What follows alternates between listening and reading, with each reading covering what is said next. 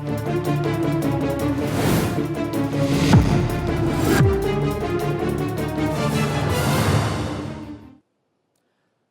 5 की पड़ताल देख रहे हैं आप और मैं हूं आप सबके साथ अनु। क्या कांग्रेस हिंदू विरोधी है? क्या कांग्रेस हिंदुओं से नफरत करती है?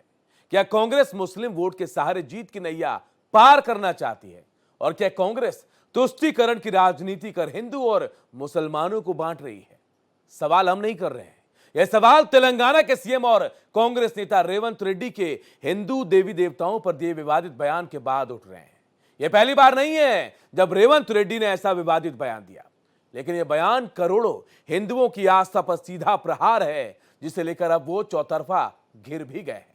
बयान तेलंगाना के सीएम ने दिया, लेकिन सवाल पूरे कांग्रेस पर उठ रहे हैं कि क्या वो हिंदू विरोधी और मुस्लिम प्रेम को हथियार बनाकर वोट हासिल करना चाहती है, या फिर कांग्रेस किसी अलग एजेंडे के साथ ऐसे बयानों को लेकर आगे बढ़ रही है।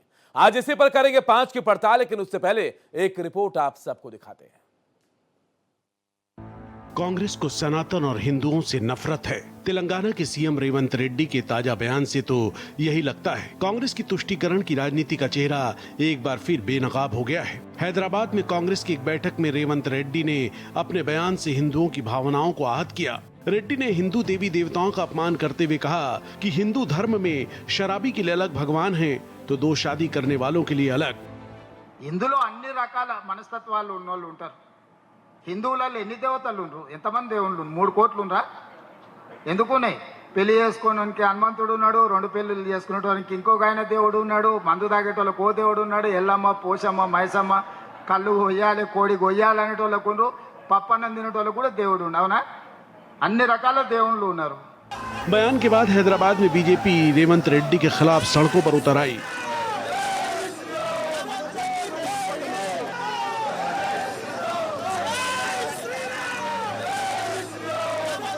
बीजेपी ने रेड्डी से तुरंत माफी मांगने की मांग की है।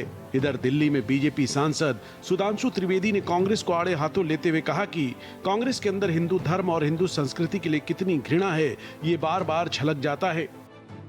तेलंगाना के मुख्यमंत्री श्री रेवंत रेड्डी ने जिस प्रकार से हिंदू देवी देवताओं के बारे में अपमानजनक, अवांछनीय कमेंट किए हैं, उसे किसी भी कीमत पर बर्दाश्त नहीं किया जा सकता। हम सफर, हम प्याला, हम निवाला, हम राज हो जाइए, हमें कोई समस्या नहीं है, मगर हिंदू धर्म के देवी देवताओं को गाली देंगे तो यह बर्दाश्त करने योग्य नहीं है। कांग्रेस का हिंदू विरोध और मुस्लिम प्रेम कोई नया नहीं बल्कि बहुत पुराना है, बल्कि यूं कहें कि नेहरू जी के जमाने से है। रक्षा मंत्री राजनाथ सिंह ने अपने एक बयान में खुलासा किया कि नेहरू जी बाबरी मस्जिद बनाने के लिए सरकारी फंड से पैसा देने जा रहे थे, जिसका सरदार पटेल ने विरोध किया। जब पंडित जवाहरलाल नेहरू बाबरी मस्जिद के मुद्दे पर सरकारी खजाने से पैसा खर्च करने की बात जब उन्होंने छेड़ी थी, सरकारी खजाने से पैसा खर्च करके बाबरी मस्जिद बनवाई जानी चाहिए, उसका भी विरोध यदि किसी ने किया था तो गुजराती मां की कोख से पैदा हुए सरदार वल्लभ भाई पटेल ने ही किया था मेरे भाई। और उस समय सरकारी पैसे से उन्होंने बाबरी मस्जिद नहीं बनने दिया।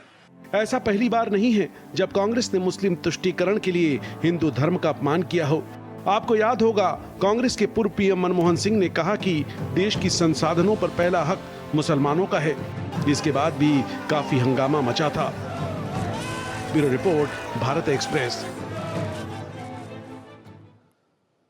तो कांग्रेस ऐसा बयान क्यों दे रही है, सबसे बड़ा सवाल है, और कांग्रेस के इस बयानों के पीछे क्या मायने हैं, ये भी जानने की कोशिश हम 5 की पड़ताल में करेंगे। कुछ लोग हमारे पैनल में जुड़े हैं, कुछ और जुड़ेंगे, और जो नहीं जुड़े हैं मैं उनके बारे में कह देता हूं। सबसे पहले मैं तारुफ करा देता हूं, उमाकांत सरस्वती जी धर्माचार्य हैं, वो हमारे साथ जुड़े। साथ बिलाल सब्जवारी है, राजनीतिक विश्लेषक। आप दोनों का बहुत बहुत स्वागत है। कुछ और गेस्ट भी हमारे साथ जुड़ेंगे, लेकिन कांग्रेस के बारे में कहूं, कांग्रेस के जो प्रवक्ता है उन्होंने आने से इनकार कर दिया। पता नहीं, डर लगता है हमारे प्लेटफॉर्म पर आने पे। राहुल गांधी को मौका नहीं मिलता है देश में, हम दे रहे मौका कि भैया कांग्रेस के नेता को भेज दीजिए, हम आपका बयान सुनेंगे, आपका पक्ष रखेंगे, तो वो विदेश जाके बयान देते हैं। लेकिन हमारे बुलाने के बाद भी कांग्रेस के नेता शायद डरते हैं कि हम सवाल ऐसा पूछ लेंगे। बिलाल जी, मैं आपके पास आऊंगा। क्या लगता है बिलाल जी, ये जो बयान सामने आया, क्या वाकई कांग्रेस हिंदू विरोधी होती जा रही है, या फिर कोई और एजेंडा काम कर रहा है इसके पीछे?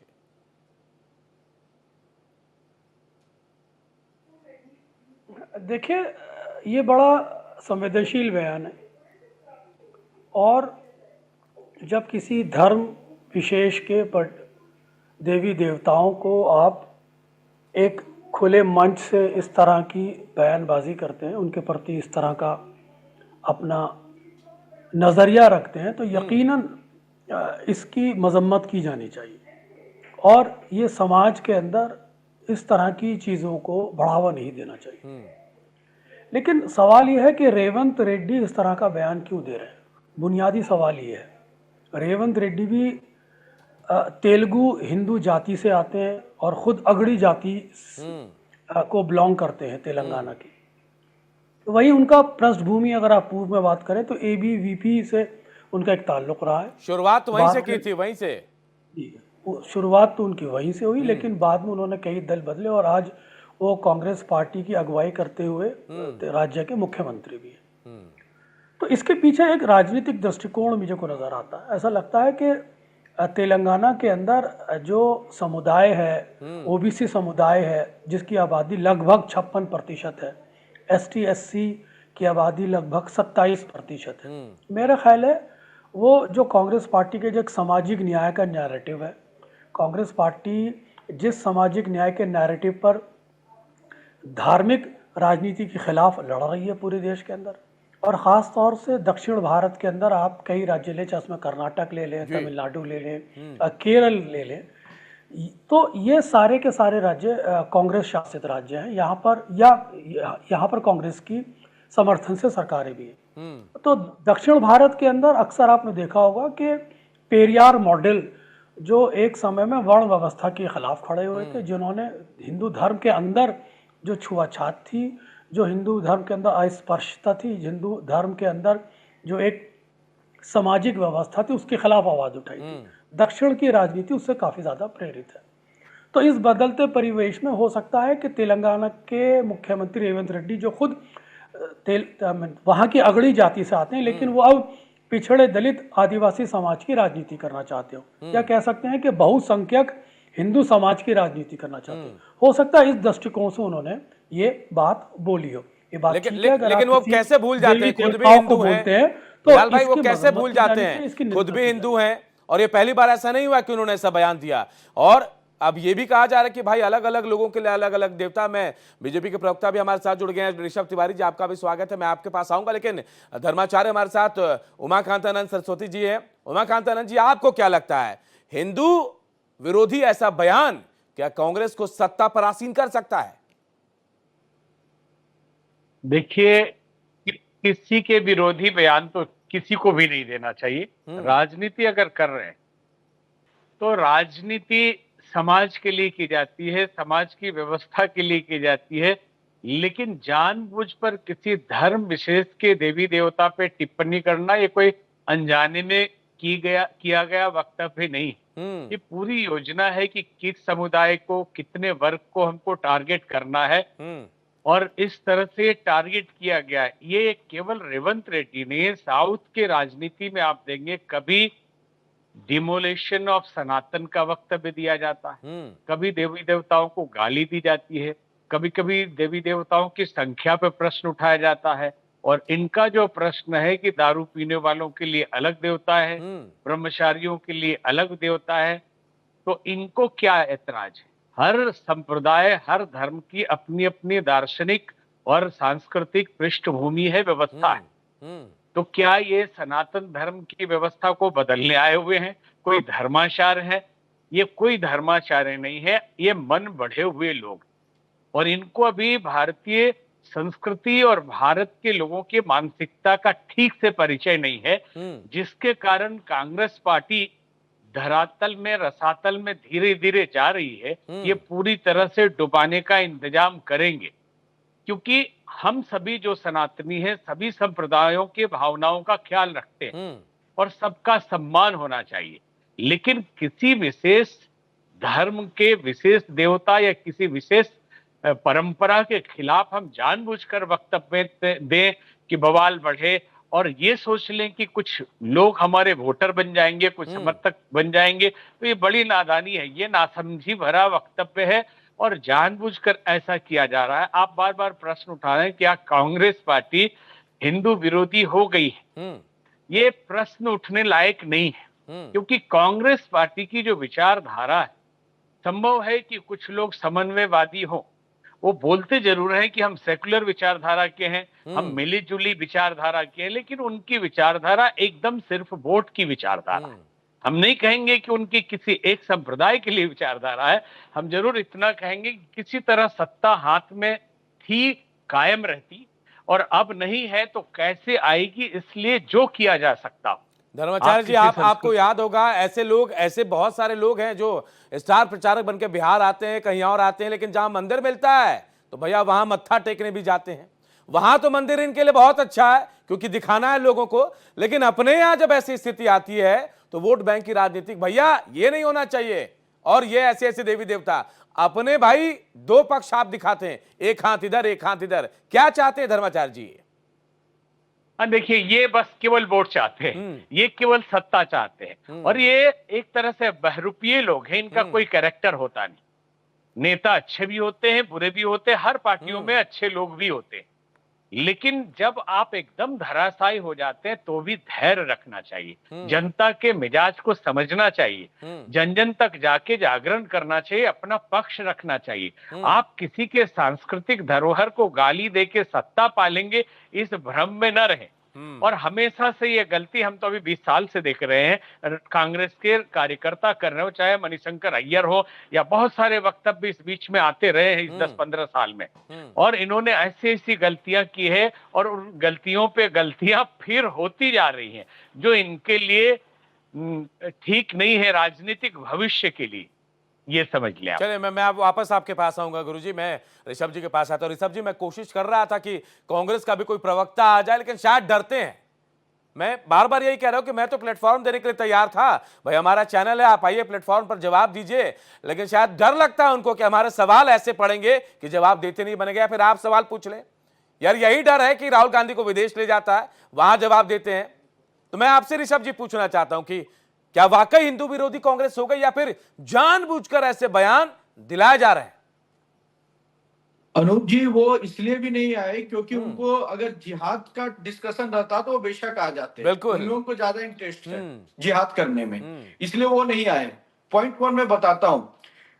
आज पिछले 10 से 11 सालों से, जब से नरेंद्र मोदी जी की अंत्योदय मूल मत की सशक्त सरकार आई है, तब से केवल तुष्टीकरण की राजनीति की बीज रोपना, तुष्टीकरण फैलाकर किसी तरह सत्ता में आ जाना, किसी भी तरह देश का माहौल बिगाड़ के सत्ता पा लेना, यह कांग्रेस का चाल चरित्र रह गया सर। इतनी हार रहे हैं फिर भी सबक नहीं सीख रहे हैं। आपको किसी एक विशेष धर्म से प्यार हो सकता है, कीजिए, खूब आई लव यू बोलिए, खूब गले मिलिए, खूब आप इफ्तार पार्टी में जाइए, जो करना है आप कीजिए, लेकिन इसका ये कतई मतलब नहीं हो सकता कि पैरेलल एक ऐसा धर्म जो भारत की सनातन संस्कृति है, जो भारत की सभ्यता की पहचान है, जो भारत की इतिहास की पहचान है, उसको आप कटघरे में लाके खड़ा कर देंगे। ये कतई नहीं हो सकता। और देश की जनता ने इनको मतों के द्वारा कितनी बार बेइज्जत किया है। ये वो बेशर्म लोग हैं जो अभी तक सुधरने का नाम नहीं लेते। और मुझे माफी चाहूंगा, इतना कटु शब्द मुझे यूज करना पड़ रहा है, वो इसलिए क्योंकि इनको कतई ये समझ में नहीं आ रहा कि ये चुनाव हारते क्यों हैं। इन्हीं लक्षणों से ये हारते हैं। बाद में कहते हैं वोट चोरी, ईवीएम हैक। जनता समझ चुकी है कि ये वो तुष्टीकरण की बीज रोपने वाली, आपातकाल से लेकर 1983 दंगे करवानी, नरसंहार करने वाली ये पार्टी है, जिसको ना तो हिंदू आस्था पे भरोसा है।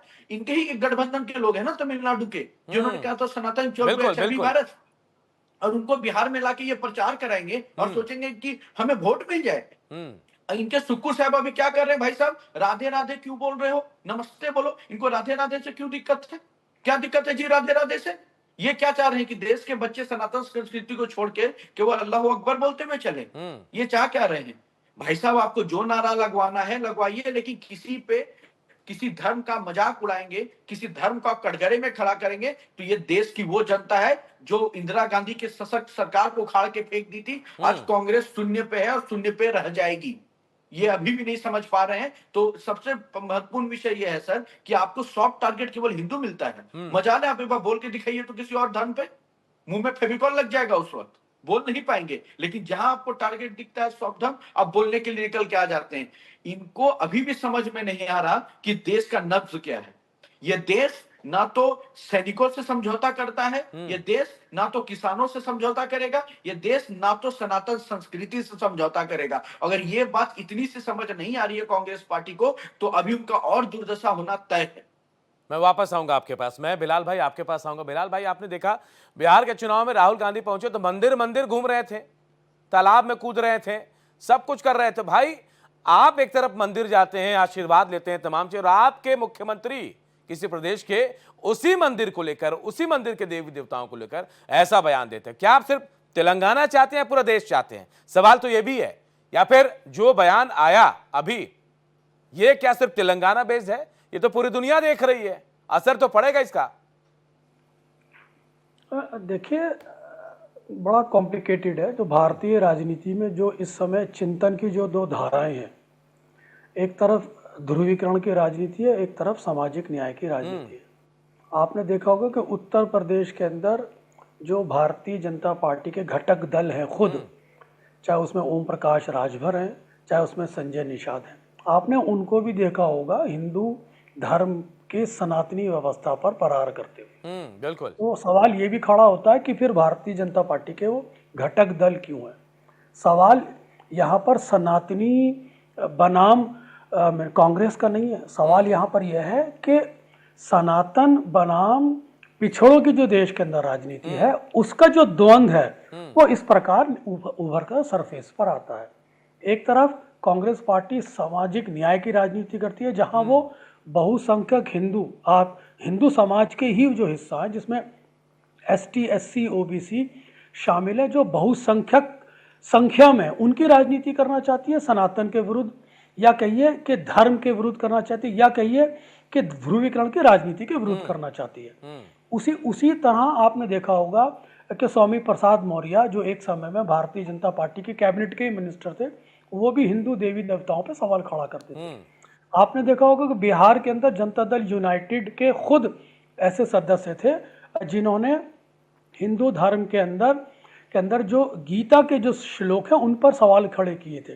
लेकिन वही जनता दल यूनाइटेड भारतीय जनता पार्टी का हिस्सा होती है। सवाल ये होती है कि अगर भारतीय जनता पार्टी हिंदू समाज की इतनी हितैषी है, तो फिर ऐसे लोगों को अपने समाज के साथ या अपने गठबंधन में क्यों रखती है? एक सवाल ये खड़ा होता है। सवाल यहाँ पर यह है कि सामाजिक न्याय की राजनीति जो ध्रुवीकरण के खिलाफ खड़ी है, ये सवाल ध्रुवीकरण का नहीं है, बल्कि समाज के अंदर अगड़े पिछड़ों की जो लड़ाई आके खड़ी हो गई है, जहां बड़ा हिंदू समाज वो चाहता है कि हमारी हिस्सेदारी राजनीतिक व्यवस्था में हो, समाज में हो, शिक्षा में हो, उसकी वो मांग करता है।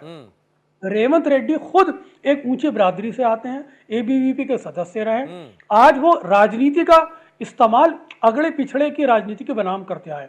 ये बिल्कुल उसी पैटर्न की राजनीति है जिस तरह से भारतीय जनता पार्टी एक ध्रुवीकरण की राजनीति के नाम पर पूरे देश के हिंदू समाज को जोड़ना चाहती है, इसी तरह कांग्रेस पार्टी सामाजिक न्याय के नाम पर बहुसंख्यक हिंदू समाज को अल्पसंख्यक हिंदू समाज के विरुद्ध जोड़ना चाहती है। तो ये राजनीतिक द्वंद्व है, ये देश की जो राजनीतिक धाराएं हैं उसके चिंतन विमर्श की लड़ाई है, और ये लड़ाई आज से नहीं है, काफी समय से हो रही है। इसमें पर्टिकुलर आप ये कहने के कांग्रेस पार्टी हिंदू विरोधी पार्टी है। कांग्रेस पार्टी तो वास्तव में एक ऐसी पार्टी है जो लोगों को समावेशीता के साथ लेना चाहती है, और उस पर यह आरोप लगता है कि वो ब्राह्मणों की पार्टी है, ब्राह्मण उसकी अगुवाई करते हैं। तो ये बात कांग्रेस भारतीय जनता पार्टी पे उठाती है कि साहब अगड़ों की पार्टी है जिसमें ऊंची जाति के लोगों का वर्चस्व है। सवाल ना इस बात का है कि कौन सी ब्राह्मण पार्टी है और कौन सी ऊंची जाति की पार्टी है। सवाल देश के अंदर जो राजनीतिक विमर्श है, जिसमें बहुसंख्यक हिंदू समाज, जिसको आज समाज में, शिक्षा में, आरक्षण में, व्यवस्था में भागीदारी चाहिए, वो मुखर हो चुका है, वो शिक्षित हो चुका है, वो सचेत हो चुका है, वो अपनी भागीदारी मांग रहा है, जिसको चलते समाज के अंदर पूरा ये द्वंद्व फैला हुआ है। बिल्कुल, ये सवाल जो आपने उठाए दो तीन की, उत्तर प्रदेश में और बिहार में जो जेडीयू के लोग हैं, उत्तर प्रदेश में जो संगठन के सहयोगी जो है बीजेपी के साथ, वो भी अक्सर ऐसे बयान देते तो भी बीजेपी में है। मुझे लगता है ऋषभ तिवारी बेहतर जवाब दे पाएंगे। ऋषभ तिवारी जी, आखिर क्यों? बयान तो वो भी देते हैं, चाहे वो हिंदू को लेकर हो, चाहे रामायण पाठ को लेकर हो, दोहे को लेकर हो, या फिर किसी और को लेकर बयान देते, फिर आखिर बीजेपी में क्यों? सर, पहली बात तो ये स्वामी प्रसाद मौर्य हमारे पार्टी में है नहीं। जब से उन्होंने अपने चाल चरित्र दिखाया, पार्टी ने किनारा कर लिया, पॉइंट 1। दूसरी बात, यह कांग्रेस की कौन सी सामाजिक समरसता है साहब, जहां हिंदू को आप गाली देंगे और दूसरे धर्म की तुष्टीकरण करेंगे। भारतीय जनता पार्टी की समाज सेवी समरसता यह है कि अगर आप हमारे लिए एपीजे अब्दुल कलाम राष्ट्रपति के लिए नॉमिनेट होते हैं और कसाब को हम फांसी पे लटकाते हैं, हम इन नीतियों पे चलने वाले लोग हैं और हम कतई इन नीतियों पे नहीं चलते कि भैया आप टोपी लगाएंगे तो आपका गुनाह माफ कर दिया जाएगा, कतई नहीं। तुष्टीकरण का नींव रखने वाली पार्टी कांग्रेस है। और ये कौन सा सामाजिक समरसता है जहां आप सनातन का एचआईवी वायरस बोलेंगे? कौन सा सामाजिक समरसता है जहां पे आप मंदिर राम जी को काल्पनिक बोलेंगे? कौन सा सामाजिक समरसता है जहां पे आप हिंदू देवी देवताओं को गाली देंगे? ये कौन सा सामाजिक समरसता है भाई साहब? भारतीय जनता पार्टी स्वर्गराज समावेशी अंत्योदय एकात्म मानववाद की सोच की पार्टी है। इसका अर्थ यह होता है कि आप किसी भी धर्म से आए, हम आपके लिए समर्पित हैं, हम आपके लिए काम करते हैं। और संघ का भी प्रार्थना आप सुन लीजिए साहब, नमस्ते सदा वत्सले मातृभूमि त्वया बिंदु भूमि सुखम वर्जितो हम महामंगले पुण्य भूमि तो दस्ते पतत्वेष्ट कायो नमस्ते नमस्ते। अर्थात हे मातृभूमि, आपने जो हमें जन्म दिया है, हम उसको बारंबार नमन करते हैं। और इसी मातृभूमि में राहुल गांधी जी भी है, सोनिया गांधी जी भी है, आप अनूप जी भी हैं, हमारे बिलाल साहब भी हैं, हम सब एक समान हम मानते हैं। लेकिन आप इस देश की सनातन संस्कृति से खिलवाड़ करेंगे, उसे टारगेट करेंगे, तो ये देश जाग चुका है, लेकिन सशक्त ऋषभ भारत जी, है। शुरुआत तो जवाब देना आप ही के पूर्ण पार्टी रूप से हुई जाता है। थी, एबीवीपी से। क्या पार्टी बदली, उसके बाद टीडीपी गए, कांग्रेस आए तो मन भी बदल गया, धर्म बदल गया क्या? सवाल तो मेरा यही है। आपके यहाँ अगर वो एबीवीपी में होंगे तो शायद शुरुआती गुण तो आरएसएस वाले आए होंगे, फिर वो कहां चला गया? संगत से बोलते हैं ना, संगत से भी रंग दिखना शुरू हो जाता है। तो जब पार्टी में राहुल गांधी जैसा नेतृत्व हो, जिसको ना देश सीरियस लेता हो और जिसके अंदर प्रेशर झेलने की क्षमता ना हो, जो 89 इलेक्शन अपनी पार्टी को हरवा दिया गया हो, तो उनके लिए तो बस मैं इतना कहूंगा भैया कि जो पार्टी के नेता ना बन सके हो, जिसके अंदर चाल चली खुद ऐसा हो, तो अपने प्रवक्ता अपने नेताओं के अंदर क्या संस्कार डालेगा? भारतीय जनता पार्टी का कोई भी कार्यकर्ता देश से पहले खुद को नहीं सोचता है। ये हमारी संस्कार है, ये हमारी नीति है, ये हमारा कर्तव्य पर है। तभी हमने एक राजपद पे राज करने वाले की जगह कर्तव्य पद पे कार्य करने वाले प्रधानमंत्री को दिया है साहब। हम उन पार्टियों में से आते हैं, लेकिन इनसे आप पूछेंगे तो केवल एक ही बात आएगा, तुष्टीकरण तुष्टीकरण तुष्टीकरण। हारते जा रहे हैं चुनाव, फिर भी अपनी नीति रणनीति चेंज नहीं कर रहे। मोदी जी का सुझाव सुन लें, कुछ गाइडेंस ले लें। लेकिन बिलाल भाई कुछ और कह रहे थे, ये राजनीति जाएंगे। हिंदू मुसलमानों की नहीं, कहीं और क्यों रही? मैं वापस लौटूंगा आपके पास। ऋषभ जी आपके पास आऊंगा। महामंडलेश्वर डॉक्टर उमा कांतानंद सरस्वती जी, मैं आपके पास आता हूं। क्या ये बोल के ऐसा लगता है कि एक मुश्त वोट जो है मुसलमानों का वो मिल जाएगा कांग्रेस को, या फिर ये बोल के, जो मैं सवाल आपसे कर रहा था कि भाई सत्ता पे आसीन हो जाएंगे? संभव नहीं है। जो बात बिलाल जी कह रहे हैं कि भाई एक अलग फैक्टर है ओबीसी का, जो एससी का एसटी का, उसको टारगेट करने की तैयारी है। क्या यहां आपको लगता है कि ये चीजें हैं, हिंदू को टारगेट करके? हिंदू तो बस कंधा है, टारगेट कोई और है। देखिए, इसमें राजनीतिक विश्लेषक महोदय बिलाल साहब ने जो बातें कही कि कांग्रेस पार्टी राजनीतिक समरसता की पार्टी है और समस्या किसी धर्म का नहीं है। अब भले ही कोई धर्म के देवता को गाली दे या धर्म को गाली दे, और ये भी समझ लेना जरूरी है कि ठीक है, बीजेपी की विचारधारा हिंदुत्व की है, लेकिन बीजेपी हिंदुत्व और सनातन की ठेकेदार नहीं है। हम एक धर्माचार्य और महामंडलेश्वर के नाते बोल रहे हैं बिल्कुल कि कोई बीजेपी का विरोध करते करते हमारे धर्म का विरोध करता रहे और करने लगे, ये नहीं करने दिया जाएगा। और विश्लेषक महोदय ने और भी बातें उठाई। उन्होंने कहा कि राजनीतिक समरसता में दिक्कत ये आ रही है कि आज जो पिछड़ा बहुसंख्यक समाज सनातन धर्म के अंदर का है, वो आवाज उठा रहा है, वो उसका आरक्षण का मुद्दा है। भाई, जब संविधान बना, देश आजाद किया गया, उस समय वो पिछड़े थे, उनके लिए आरक्षण दिया गया है और व्यवस्था बनी हुई है। वो आरक्षण के लिए आवाज नहीं उठा रहे कि कोई आरक्षण के लिए आवाज उठाए तो देवी देवता को गाली देने लगे, धर्म को गाली देने लगे। कौन ऐसा दलित बंधु हमारे हैं जो राजनीति के शिखर पे है और आरक्षण के लिए आवाज उठाते हुए किसी देवता को गाली दे रहे हो? ये जितने लोग हैं, स्वामी प्रसाद मौर्य हो या किसी भी जेडीयू में आए हो और बीजेपी के सहयोगी रहे हो, ये सारे वो लोग हैं जिनको सनातन से नफरत है और सनातन की समझ भी नहीं है। व्यक्तिगत क्षेत्रीय राजनीति चमकाने के लिए उनके क्षेत्र में जिन जातियों की संख्या अधिक है, अगर जैसे जेडीयू है, जेडीयू भले ही सहयोगी है बीजेपी की, लेकिन उनका मुस्लिम वोट भी है बिहार में। बिल्कुल। तो उस इलाके में जहां जनसंख्या मुस्लिम भाइयों की अधिक है, वहां उल्टा बोलेंगे वो। आपने प्रश्न उठाया कि कांग्रेस के नेता जब जाते हैं इलेक्शन के टाइम में तो मंदिर में तिलक लगाते हैं, मत्था टेकते हैं। इनका चरित्र कुछ होता नहीं। राजनेताओं का बस हमने पहले भी संकेत किया कि वोट और सत्ता पाना कोई अपना व्यक्तिगत चरित्र नैतिक या धार्मिक होता नहीं है। और आप बिलाल साहब ने जो बात कही कि वो बात है ही नहीं कि बहुसंख्यक दलित समाज बहुत परेशान हो गया इसलिए सनातन धर्म के लोगों को गाली देने लगा। रेवंत रेड्डी को आप खुद ही बोल रहे हैं कि उच्च वर्ग से आते हैं, सनातन हिंदू धर्म के मानने वाले हैं। धर्म उनका एक तरफ है, वो व्यक्तिगत जिंदगी है, लेकिन राजनेता हैं तो राजनीति उनकी जहां अच्छे से सेकी जा सकती है वो करेंगे, वो बोलेंगे। और ये चरित्र राष्ट्र में ये दिखाई देने का चरित्र है कि राष्ट्र किधर जा रहा है। एकदम दो विचारधारा जा रही है, एक राष्ट्रीय चरित्र वाली विचारधारा और एक किसी भी तरह से मैं इसका जवाब ले लेता हूं, उमाकांतानंद जी इसका जवाब ले लेता हूं। बिलाल भाई है हमारे साथ। बिलाल भाई, गुरुजी ये कह रहे हैं कि आप जो कह रहे हैं कहीं से नहीं है, दो विचारधारा है और बिल्कुल उसी धारे में चल रहे हैं सब कुछ, आपकी बात को नकार रहे हैं। नहीं, देखिए, मेरी बात नकार ले, उनका अधिकार है, लेकिन सवाल ये मेरी बात ही नहीं है।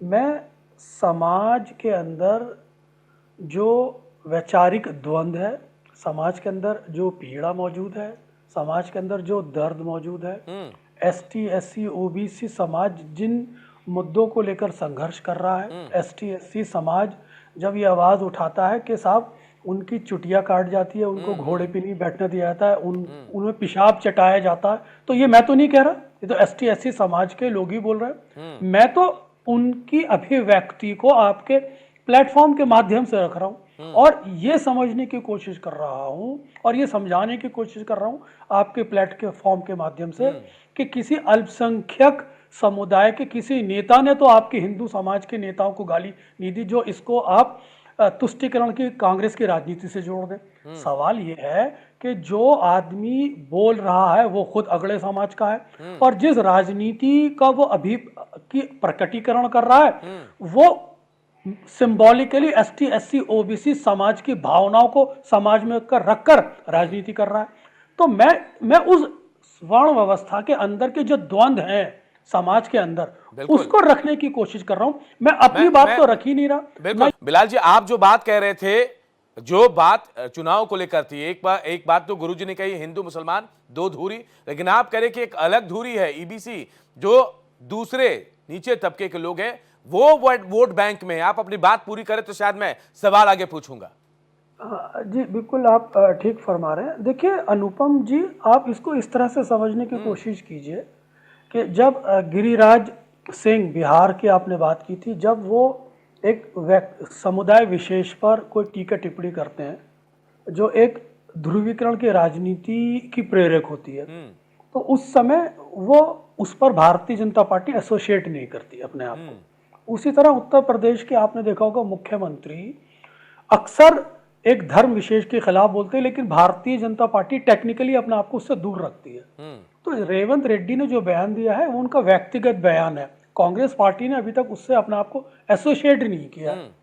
तो मेरा पॉइंट ये है कि जो धर्म की राजनीति है, चाहे वो जाति के विरुद्ध है या चाहे वो ध्रुवीकरण के स्तर की है, ये दोनों राजनीति विकास अवरोधी है।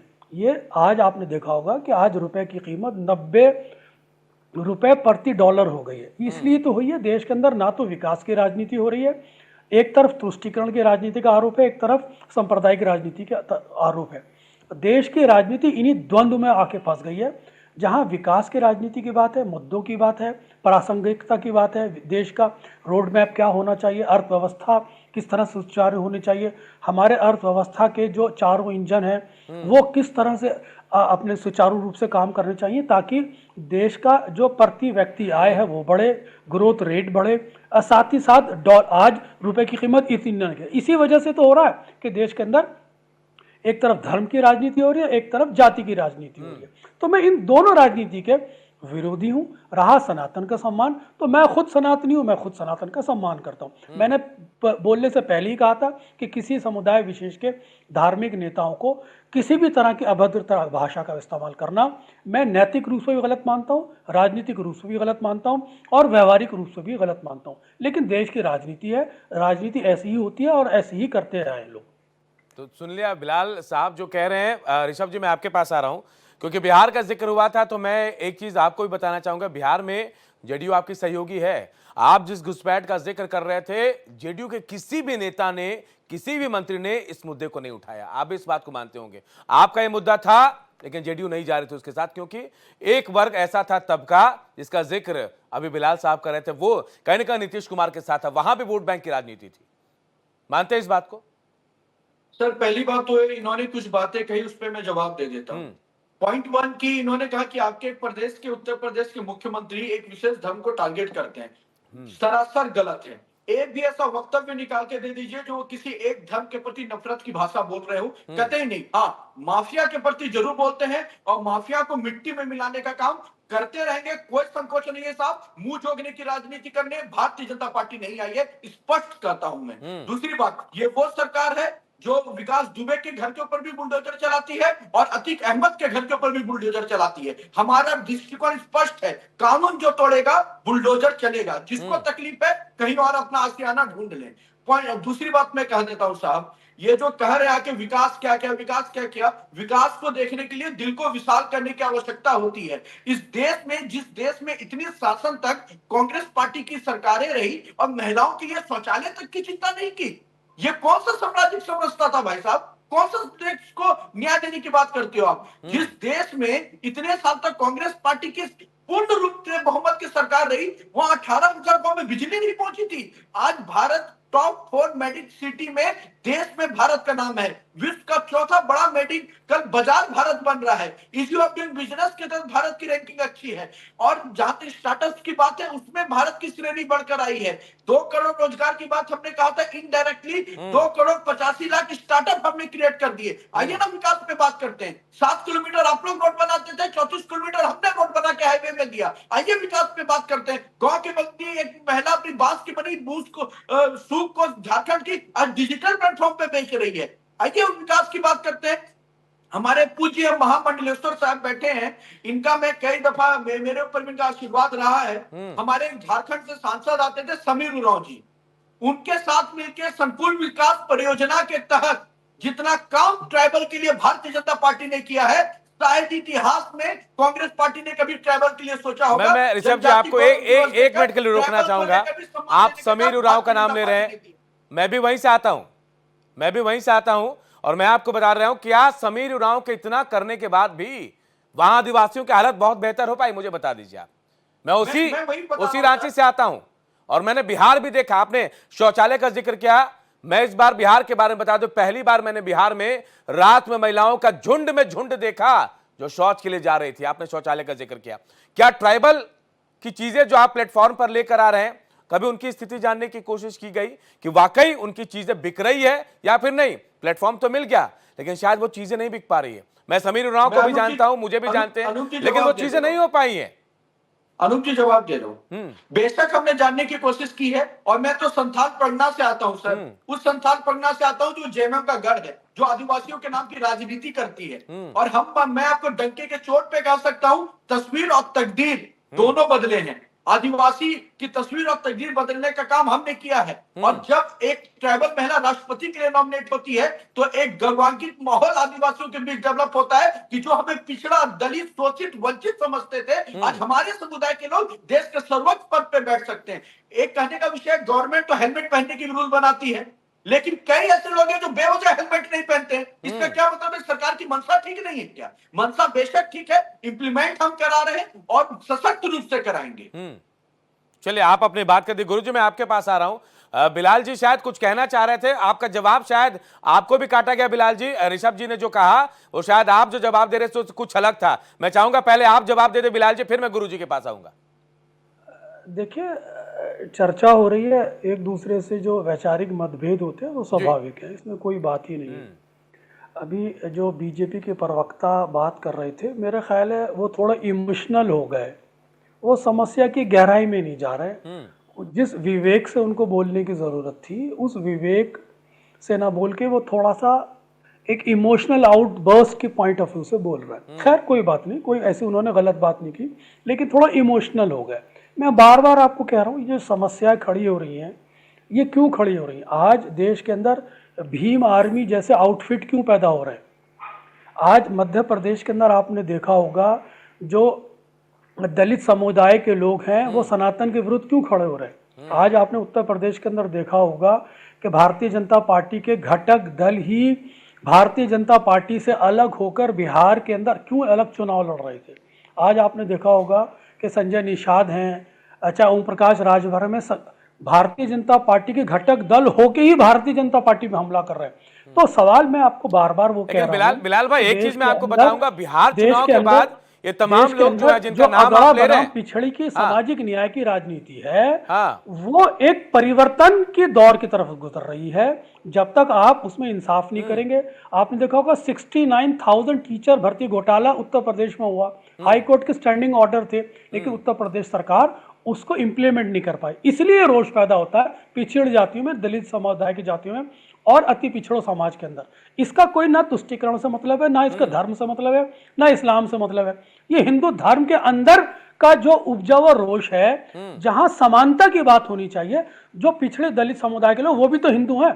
महामंडलेश्वर उमाकांतानंद जी, आपको ऐसा नहीं लगता कि शायद ऐसा पता है कांग्रेस को कि शायद हिंदुओं का वोट उनकी तरफ बहुत कम जाए, ऐसा लग रहा है, और मुसलमानों को भी पता है कि शायद बीजेपी को वोट ना दे, तो कहीं ना कहीं कांग्रेस को ऐसा लगता है कि भैया हम वही वोट ले लें अपने पास, इस वजह से हिंदू देवी देवताओं का अपमान हो रहा है। क्या ये मैं सही कह रहा हूं या गलत कह रहा हूं? देखिए, इस पे हम अभी आपको बताते हैं। पहले तो हम बिलाल साहब ने जो बातें रखी, बड़ा राजनीतिक विश्लेषक है, विश्लेषण अच्छा कर रहे हैं, लेकिन मुद्दा है सनातन धर्म के देवी देवताओं को गाली देने की और सनातन भक्तों के बारे में ये कहने की कि इनके पास तो दारू पीने वालों के भगवान अलग है, मुर्गा खाने वालों के भगवान अलग है, उनकी औकात नहीं कि बोल दें कि गाय खाने वालों के भी अलग हैं, नहीं बोल सकते।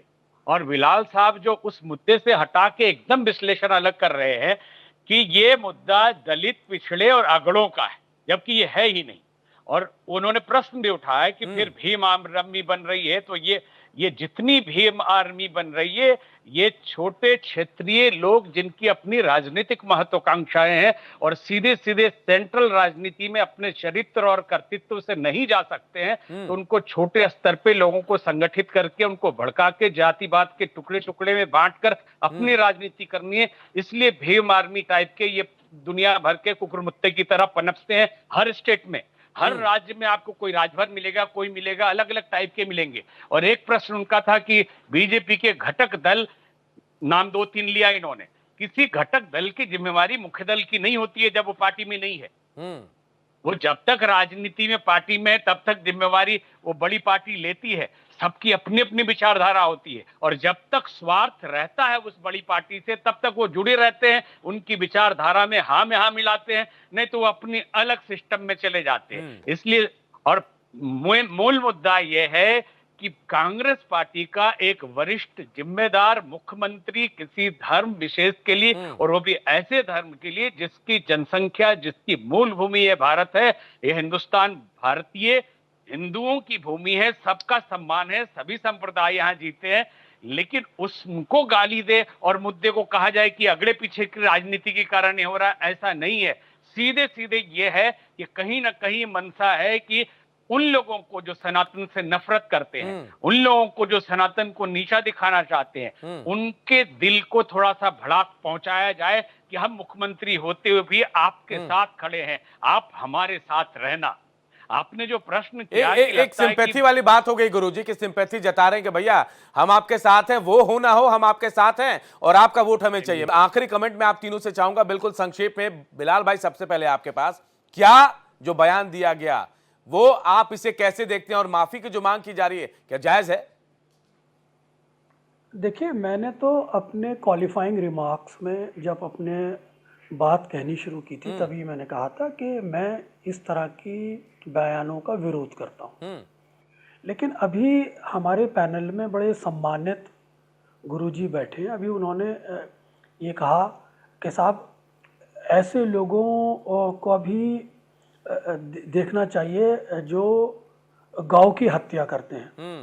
तो मैं देखिए, मैं अपनी तरफ से कुछ नहीं बोला। आपको अच्छी तरह याद होगा अनुपम जी, अभी 10 दिन पहले ही शंकराचार्य, जिनका कोई प्रतिवाद नहीं होता, जिनकी बात नहीं काटी जाती, धर्म गुरु होते, जिनका मैं भी बहुत सम्मान करता हूं, उन्होंने 15 दिन पहले ही प्रधानमंत्री नरेंद्र मोदी को गाय के विषय पे घेरा और उसको घेरते हुए उन्होंने कहा, चले वक्त थोड़ी कमी है बिलाल भाई, थोड़ी कमी है, मैंने आपसे आखिरी उन्होंने कहा कमेंट के कि लिए कहा किरण था। रिजिजू जो ये कहते हैं कि मैं खुलेआम गाय खाता हूं, उनकी कैबिनेट में क्यों है? बिल्कुल, देखिए, मैं नहीं धर्माचार्य कह जी, मैं रहा, आपके पास आ रहा हूं। शंकराचार्य ने कहा था। उमाकांतानंद जी, क्या माफी मांगनी चाहिए या नहीं?